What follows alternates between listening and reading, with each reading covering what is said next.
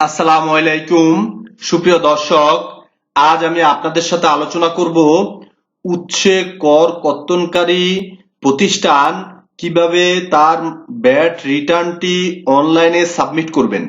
অর্থাৎ যারা মূসক কেটে রেখে মূসক 6.6 উৎসে কর কর্তন সনদপত্র দিয়ে থাকেন অথবা নিয়ে থাকেন, তারা অনলাইনে কিভাবে ভ্যাট রিটার্নটি সাবমিট করবেন তা নিয়ে আজ আমি আলোচনা করব।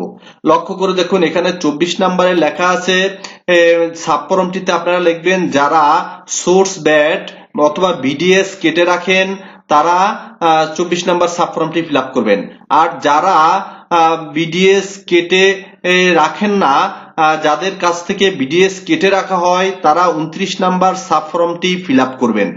লক্ষ্য করে দেখুন, 29 নাম্বার সাবফর্মে প্রথম থাকবে যে সকল প্রতিষ্ঠান বিডিএস কেটে রেখেছে তাদের বিন নাম্বার, সেই প্রতিষ্ঠানের নাম, প্রতিষ্ঠানের অ্যাড্রেস, প্রতিষ্ঠানে আপনি কত টাকা মূসক 6.3 কেটেছেন তার ভ্যালু এবং কত টাকা ভ্যাট কেটেছেন তার ভ্যাটের টাকাটা।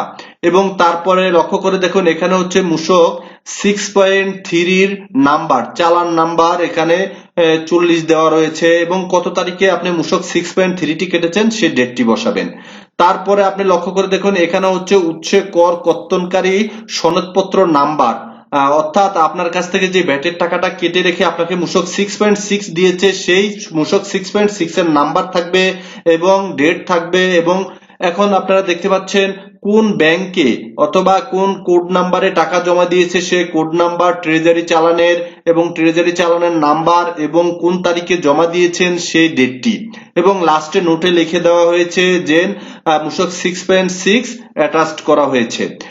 এটা হচ্ছে যারা মূসক 6.6 মাধ্যমে ভ্যাট রিটার্ন সাবমিট করেন। অর্থাৎ আপনি সেবা দিয়ে যদি কোনো প্রতিষ্ঠানের কাছ থেকে মূসক 6.6 নেন তাহলে আপনি এভাবে আপনার রিটার্ন ফর্মটি ফিল আপ করবেন এবং আপনাকে কিছু ডকুমেন্ট সাবমিট করতে হবে। মূসক 6.6, মূসক 6.2.1, মূসক 6.6, মূসক 6.3 যদি আপনি করতে চাইলে করতে পারেন। এবং আপনি ট্রেজারি করে থাকলে ট্রেজারি চালানের কপি, এই তথ্যগুলো আপনি অ্যাটাচ করবেন। অ্যাটাচ করে আপনি আপনার মূল ফর্মে চলে আসবেন, রিচেক দিবেন, আপনার কোথাও কোনো ভুল হয়েছে কিনা এগুলো আপনি দেখবেন এবং লাস্টে টিক চিহ্ন বাটনটি ক্লিক করবেন। এই যে এখন লক্ষ্য করে দেখুন, আপনারা একটি মূসক 6.6 উৎসে কর কর্তন সনদপত্র কিরকম দেখতে আপনারা লক্ষ্য করে দেখুন।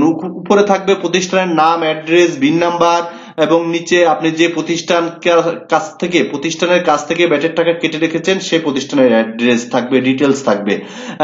সুপ্রিয় দর্শক, আপনার ভ্যাট রিটার্নটি সুন্দরভাবে ফিল আপ করবেন। আপনি লক্ষ্য করে দেখুন, আমি এখানে আবারও বলছি যে এখানে 500 দেওয়া রয়েছে, এটি হচ্ছে উৎসে কর কর্তন সনদপত্র নাম্বার। আপনি লক্ষ্য করে দেখুন 500 দেখা যাচ্ছে উৎসে কর কর্তন সনদপত্র নাম্বার। আপনারা এই কর কর্তন সনদপত্র দেখে দেখে আপনার সাবফর্মটি ফিল আপ করতে হবে।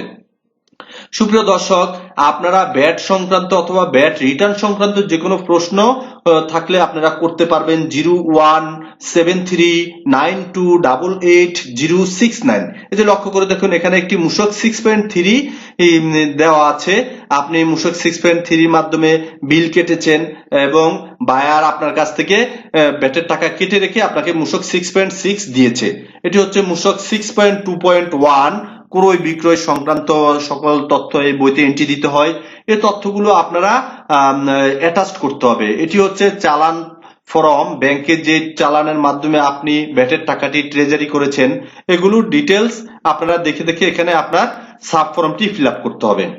সুপ্রিয় দর্শক, ভ্যাট রিটার্ন সংক্রান্ত বা ভ্যাটের যে কোনো প্রশ্ন আপনারা ফোন করতে পারেন 017392888069। সুপ্রিয় দর্শক, আপনারা ইতিমধ্যে দেখেছেন অনেকেই অনেক ভ্যাট রিটার্ন দাখিল করেছে। যদি আপনারা প্রপারলি ভাবে ভ্যাট রিটার্ন দাখিল না করেন সেক্ষেত্রে আপনারা ঝামেলায় পড়ে যাবেন। তাই একজন দক্ষ এবং একজন যারা এই কাজগুলো করে তাদের মাধ্যমে রিটার্নটি সাবমিট করাবেন। সবার শেষে এসে আপনি সাবমিট অপশনে ক্লিক করে ওকে বাটনটি ক্লিক করলে আপনার রিটার্ন ফাইলটি সাবমিট হয়ে যাবে। তো আপনারা সবাই